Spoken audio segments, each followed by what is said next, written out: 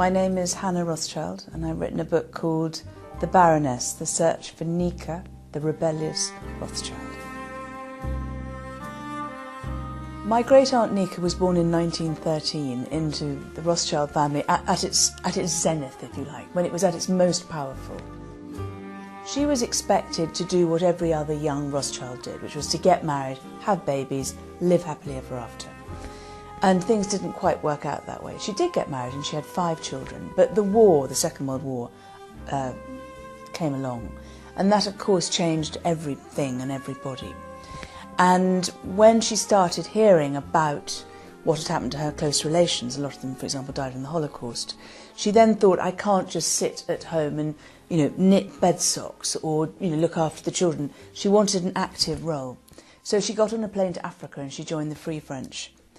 And when she came back from the war, it was impossible for her to settle down to a life of normalcy and domesticity.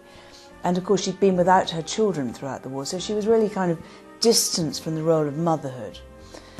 And I think it was an accident waiting to happen. But the way she tells the story is extraordinary. She says that she went to see a friend, and the friend said to her, "Have you ever heard a record by Thelonious Monk?"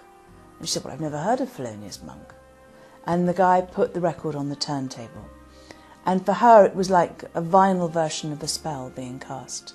And it quite literally spirited her from one world to another.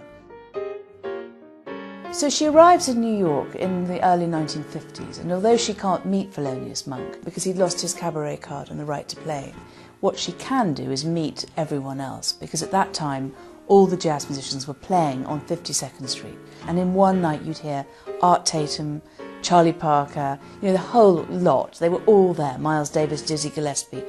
And she bought herself a very, very grand white Rolls Royce. And she had a cigarette holder that was about 150 feet long and a coat made out of ocelot fur. And she became known, therefore, as the Jazz Baroness. So eventually, ironically, she had to fly from New York back to Europe to meet Thelonious Monk because he was allowed to play there. And once they met, they were inseparable, and they were together for 30 years. Of course, lots of people imagine that the relationship must have been sexual, the relationship with my great-aunt and Thelonious. And I tried to find, evidence that it was, a steamy, passionate relationship. But actually, I don't believe it was. I think that what kept them together was a love of music, particularly his music, might I add. And a real sense of companionship and friendship.